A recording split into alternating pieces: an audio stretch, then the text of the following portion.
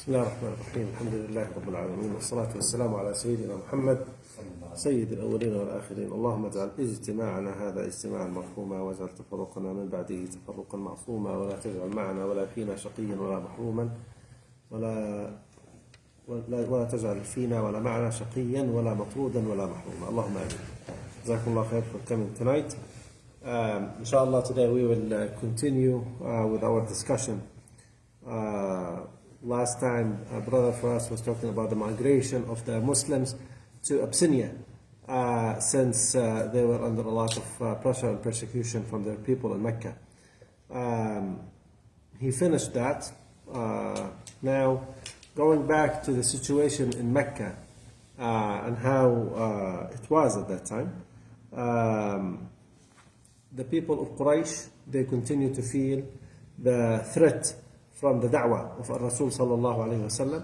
So they want to take multiple approaches of how they're going to contain his da'wah so it doesn't spread, because they can see it among their people. At that time there was not a household in Mecca except like somebody in it like either really considered Islam or already converted to Islam. So it was the new thing in Mecca, everybody was talking about it. And obviously for people who wanted to maintain the status quo, that was not something that they wanted to, they did not want this to continue. So one of the things that they did, they went again to Abu Talib. And in the books of Seerah you will see that the mushrikeen or the leaders of Quraysh, they tried to go to Abu Talib multiple times, each time with a new proposal for how to handle his nephew. So this time they would go to him and then they will say, look man, you're our leader, you're one of the elders of Mecca, we really respect you, but what is happening under our nose is something that is unacceptable. We cannot really continue that, and this only continues because you're supporting Muhammad. So what he's doing, he keeps undermining our authority, he keeps talking bad about the idols, this and that. We cannot handle that. So if you don't stop your nephew, we might need to fight over this. And then if this happens, there is, the consequences might be dire. When this happens, Abu Talib called for Rasul sallallahu alayhi wasallam, and he told him the story about what his people said. And he said, try to preserve us. Preserve me, preserve yourself. Fighting among the tribes, fighting among our tribe is not going to be helpful. So let's try to find a solution. At that time, Sayyidina Muhammad sallallahu alayhi wasallam, he thought that there's maybe a wavering part on Abu Talib, that he's going to let go of protecting him.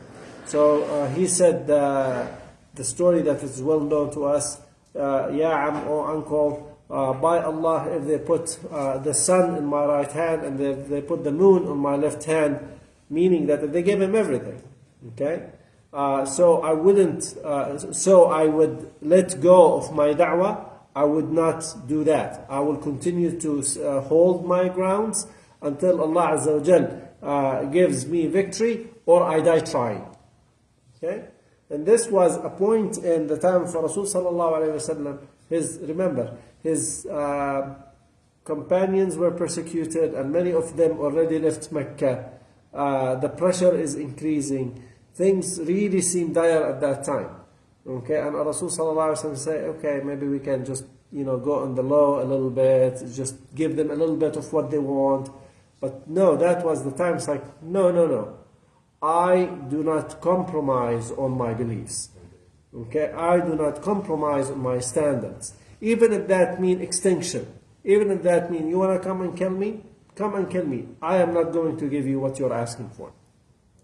When Abu Talib saw the resolve of Muhammad sallallahu alayhi wasallam, he said, go do your thing. I am not going to let anything bad happen to you.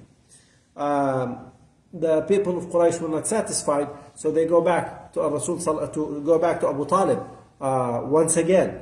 And now they have a different proposal for him. And they say, okay, Abu Talib, there is this young man. His name, Umara ibn al-Walid, ibn al-Mughira. Okay? Who's this Umar ibn al-Mughira? He is the brother of Khalid ibn Walid. Okay? One of his brothers. So they will say, yeah, oh Abu Talib, how about you get this young man? He's one of the most good-looking people in Mecca. He's from a great family. Go and adopt him. Make him your son. Okay? And then you give us Muhammad so we can handle him. And you lose a son, we'll give you one in his place. So Abu Talib said, I mean, what a bad deal you're giving me. You want me to give you my son so you can kill him? And you want to give me your son so I can just feed him and raise him? That doesn't make sense. So one of the people of Quraysh, his name was Al-Mut'im ibn Adi, ibn Nawfal ibn Abd Manaf. So he's from the big family of Abu Talib. He said, oh Abu Talib, your people actually gave you a fair deal. You probably should take it. So Abu Talib said, no, this is not a fair deal. It's just you're actually on their side. You're just trying me to cave in to give you what you are asking for. This is not going to happen. So when the people of Quraysh, they tried these diplomatic ways with Abu Talib, that didn't work. The next thing that they were trying to do is like, okay, now it's maybe the time to put an end for this once and for all. So they were truly considering to assassinate Sayyidina Muhammad sallallahu alayhi wasallam. So some of these tries, one of the kuffar, his name is Uqba ibn Abi Mu'ayt. He found Rasul sallallahu alayhi wasallam making sujood. He will put his leg on his neck, trying to suffocate him. Okay. Somebody else, it's his cousin, Utayba ibn Abi Lahab. If you remember from before, this was married to one of the daughters of Sayyidina Muhammad sallallahu alaihi wasallam, either Ruqayya or Kulthum. And then when Sayyidina Muhammad came in with his message, Abu Lahab asked them to divorce them right away. Okay, in another narration that they were betrothed to them, they did not actually got married. However, regardless, so that was somebody that was very close to Sayyidina Muhammad sallallahu alayhi wasallam before his message, that Rasul sallallahu alayhi wasallam saw it fit to get him to marry one of his daughters. Okay, but and subhanallah, this is what happens when you're trying to come to people with a strong message that might change their life for the good or for the bad. Okay, and then a person that you thought that you knew, a person that you wanted to trust them with your precious daughter, they will come and do something like what I'm going to tell you. He came into Sayyidina Muhammad sallallahu alayhi wasallam. He started cussing at him. He started holding him from his clothes, and he even spit in his face sallallahu alayhi wasallam. Okay, it was a terrible thing, and that was his cousin. Imagine that. That was his cousin that was doing this to him.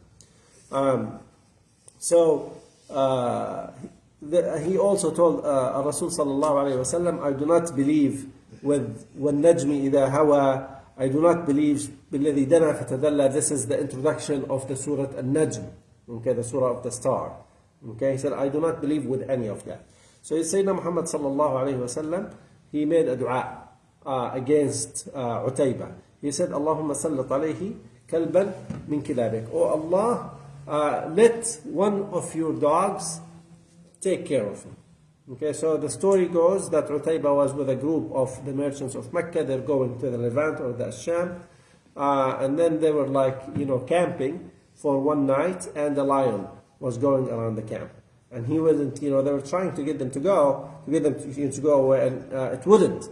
So Utayba clicked with that, and he said, you know what? That was the da'wah when Muhammad made his prayers for his Lord to take care of me. Muhammad killed me. Okay, now, you would think that will be it's like, you know what? I'm going to come to my senses. I'm going to make tawbah. Unfortunately, they get to a level of kufr that really they can see death in front of their eyes, and this wouldn't be a reason for them to change course. Subhanallah al-Azim. So finally, this lion came into Utaybah specifically and killed him specifically. That's how the story goes. Okay? And this would be like one of kind of, maybe we can go on a tangent a little bit, of like how the kuffar of Quraysh, they had an opportunity after another to kind of to debunk the da'wah of Muhammad sallallahu alayhi wa sallam once and for all. And you say they could have said the Quran is factually wrong. It's not true. There is something wrong in it. What is it? When Abu Lahab was, one of his biggest, he was one of the biggest enemies of Muhammad sallallahu alayhi wa sallam, right? And we know that there is an entire surah in the Quran that's telling the story and the fate of Abu Lahab and his wife, right? تبت يدا أبي لهب وتب ما أغنى عنه ماله وما كسب سيصلى نارا ذات لهب. Allah Azza wa Jal said that he is going to be punished in Jahannam. Okay, he is going to burn in hell, basically. Okay, so Abu Lahab, maybe this was like 3 years after Sayyidina Muhammad had his message. So he had like 10 whole years in Mecca of Muhammad sallallahu alayhi wa sallam staying there. He had an opportunity of saying, look, I believe in Islam, I believe in Muhammad. That would have proven Quran wrong, because if you're Muslim, then you're not going to go to Jahannam, right? That's right. Allah Azza wa Jal said you're going to the hellfire. Okay, and they get just to the level, that's just the Iman is not getting into his heart. There is nothing possible that Muhammad sallallahu alayhi wa sallam could have done to convince Abu Lahab to change course. Nothing, absolutely nothing. Not even the motive of trying to prove Al-Quran wrong was enough for Abu Lahab to change course. Not for his son as well. Okay, he would have an opportunity. It's like, okay, let me make amends. But no, he said, this was the da'wah, this was the prayers that was answered by Muhammad. Muhammad is responsible of my death, and then he died. The death of Abu Lahab itself was not really pleasant either. That happened probably after the Battle of Badr, but that is another story. And then another thing that the kuffar tried to do, Abu Jahl himself, he said, he would tell people, look, this has gone so far. What I'm going to do, Muhammad is going to go to pray next to the Kaaba like he usually does. I'm going to get a huge boulder, I'm going to throw it at him. And if the tribe of Muhammad is going to get me, that's fine. I'm going to just take one for the team. So the people of Quraysh said, no, if you do that, you do it, and we are going to protect you. So next day, exactly that happened. Abu Jahl got this big boulder, wanted to throw it on Rasul sallallahu alaihi wasallam to kill him. And then he came back and he was very scared. He said, what happened? And he said, I saw this big camel that was between me and Muhammad. And I was afraid if I get next to him that this camel was going to kill me. So Rasul sallallahu alaihi wasallam would say that was Jibreel protecting me. Okay? In these instances, if we have to say, that Rasul sallallahu alaihi wasallam was the da'wah. He was the entire deen at that time. If the mushrikeen got to him, the Islam will cease to exist as we know it today. Okay, so it was very important for Rasul sallallahu alaihi wasallam to be protected. And this continued, and even in Medina, people would try to always to send somebody to kill Muhammad sallallahu alaihi wasallam. This happened more than once. Okay, and Rasul sallallahu alaihi wasallam, he would even have guards to guard him. Okay, there's actually next to his house in Medina, so that is in the Rawda. Like there are two pillars next to his house. They're called Istiwanatul Haras.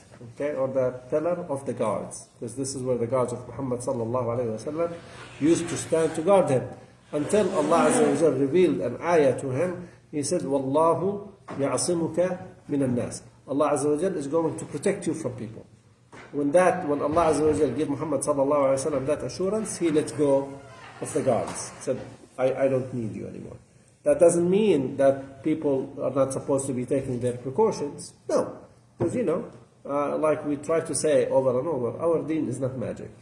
Okay, our deen is something that we believe in. We try to apply it in real life, and we interact with real life. Okay, that means, if you try to fight somebody with martial arts, and he's trying to kill you, with a machine gun, the machine gun is going to win. You're going to die. Okay, You having the belief inside of you is not going to protect you from dying. Okay? And this is something that is very important. We have to always keep it in mind. We always have to prepare. We always have to do the best that we can do. Now, how is the help of Allah Azza wa Jal come? The help of Allah Azza wa Jal comes in so different ways. Things that we do not see and we cannot perceive all the time. It's just trying to depend on the unseen help of Allah Azza wa Jal without actually preparing. This is un-Islamic. Okay, this is not how Islam works. Allah Azza wa Jalla said in the Quran, وَأَعِدُّوا لَهُمْ مَا اسْتَطَعْتُم مِّن قُوَّةٍ وَمِن رِبَاطِ الْخَيْلِ. You have to prepare for your enemy whatever you can of power. رِبَاطُ الْخَيْلِ, you know, like they fought on horses. So it's like as many horses as you can.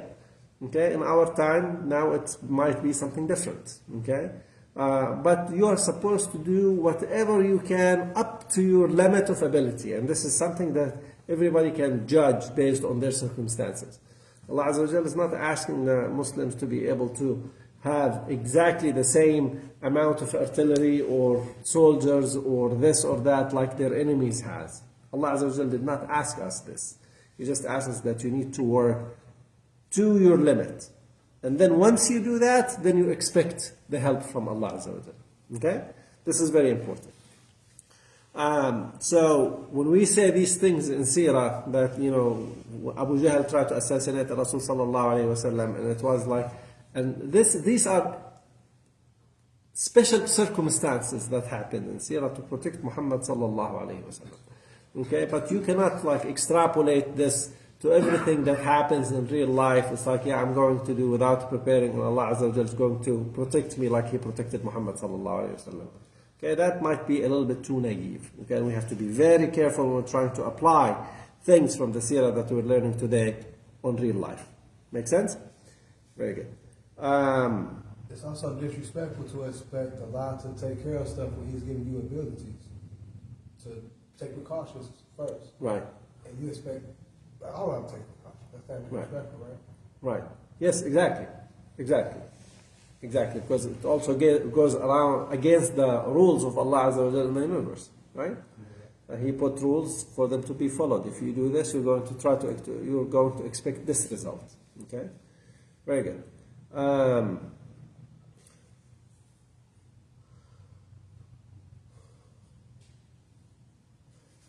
An interesting encounter happened between Rasul sallallahu alaihi wasallam and the people of Quraysh. One time he was going around, he came into the masjid, he wants to do tawaf. The people of Quraysh, they're sitting in their place. Muhammad sallallahu alaihi wasallam gets next to them. They start to cuss at him and get him to hear things that he doesn't like. Okay, the first time, the second time, the third time, then Rasul sallallahu alaihi wasallam said, you know, oh people of Quraysh, I'm coming to you with a slaughter. And this is a big word to come from Rasul sallallahu alaihi wasallam to the people of Quraysh. Always, and this is something that is also very important, kind of to try to think. Rasul sallallahu alaihi wasallam was not always peaceful. Okay, this is one of the biggest differences between us and Christianity, for example. We always need to be peaceful, this and that, and somebody, you know, at some point in time, the mu'mineen in Mecca, they were not allowed to fight back. Okay, they were asked, just mind your own business. People are coming, they're, you know, fighting you. You're just supposed to just take it, because if you try to fight in that particular time, you might go extinct. They might kill you all. And that does not help anybody.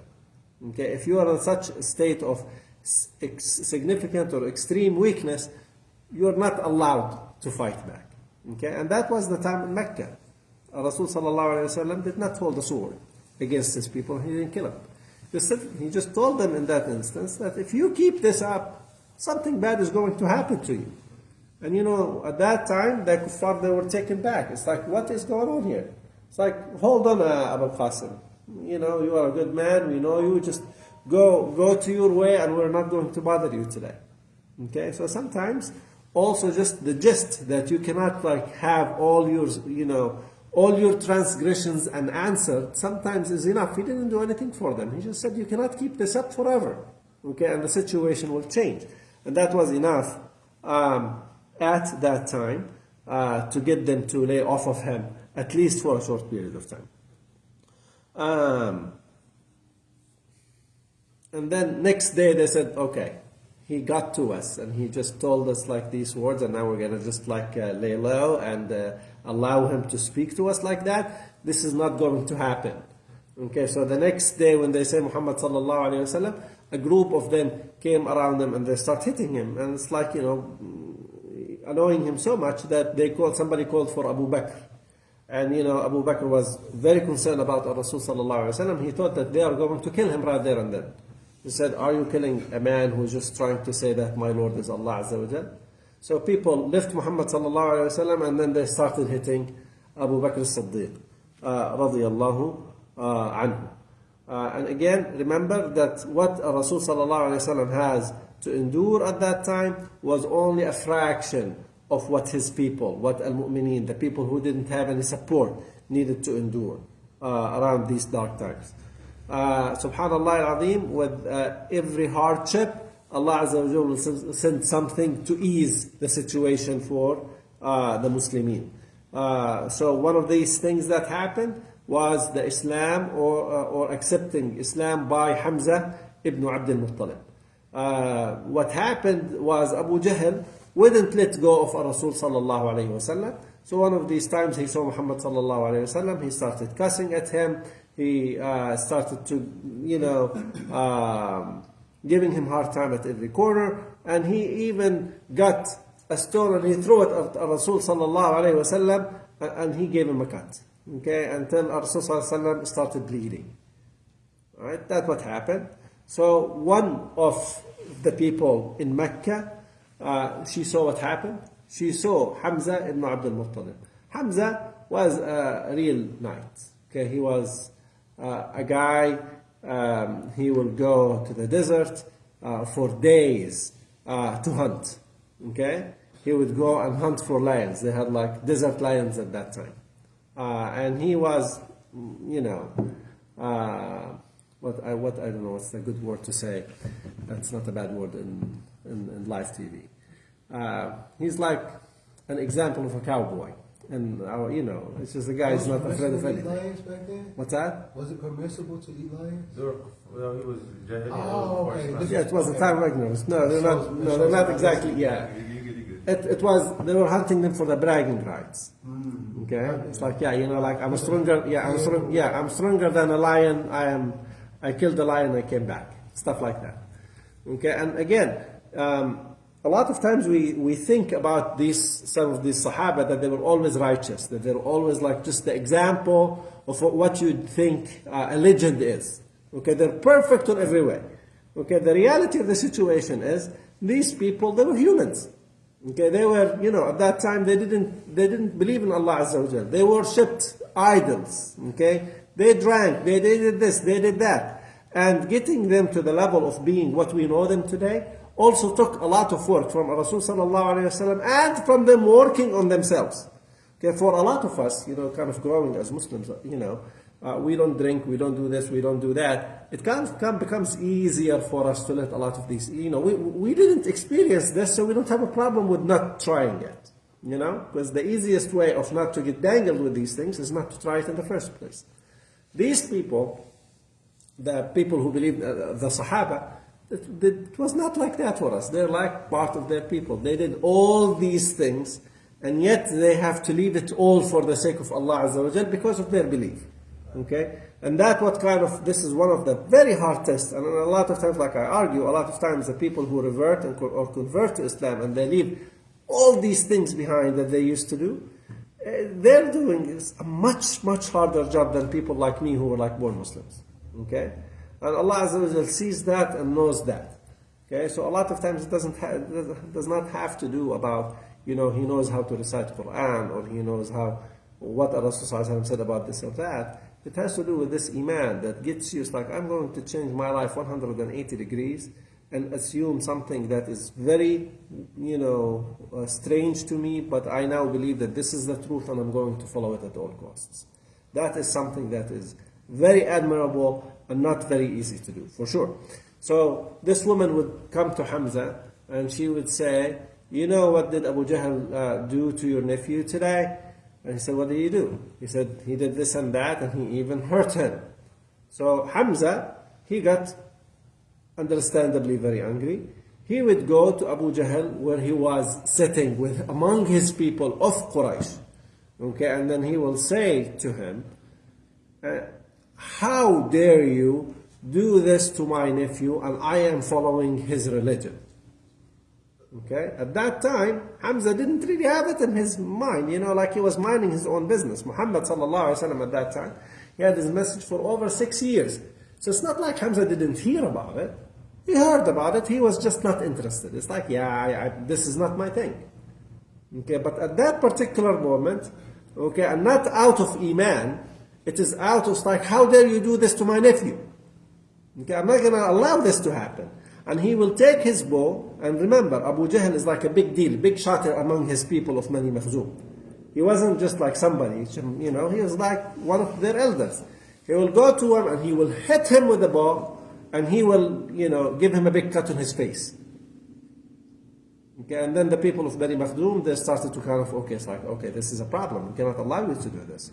And the people of Banu Hashim, they started to collect like they're going to protect Hamza now. And people, they're about to fight each other.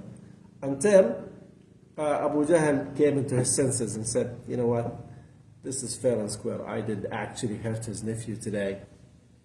Let it go. Then Hamza went to Muhammad sallallahu alayhi wasallam and he accepted Islam. He started thinking to himself. A lot of times, people have the faculties to be able to make good decisions. The problem is they don't want to use it. People don't want to ask themselves the hard questions because they know, they will know. Once you start asking the hard questions, you know how to answer them. You're smart, you're not dumb.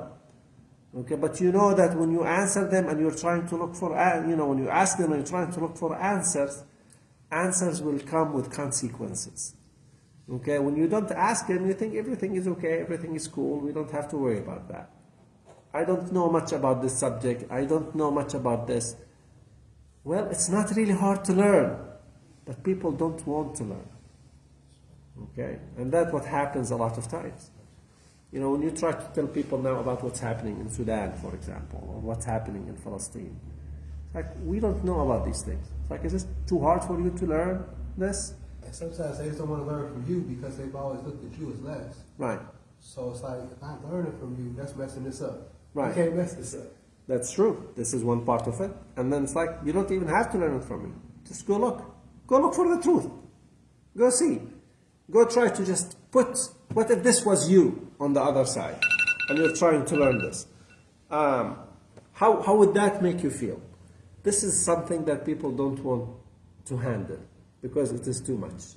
It will come with a lot of responsibilities. It will come with a lot of consequences. For Hamza, he was forced to make that decision. And it's like, we're done. We have to figure this out. So he would visit Sayyidina Muhammad sallallahu alayhi wa sallam and he would say, my religion is yours. I am following you. I'm going to go with you for this. I said I'm going to make it short today. I was hoping to go a little further, but inshallah I will leave this to Brother Firas next week. Man, it feels too short. What's that? It feels too short. That's okay. I wanted to talk more. But if I didn't have this other meeting in a few minutes, I would love to continue a little more. So Jazakumullah khairan. Inshallah, I will see you again in 2 weeks.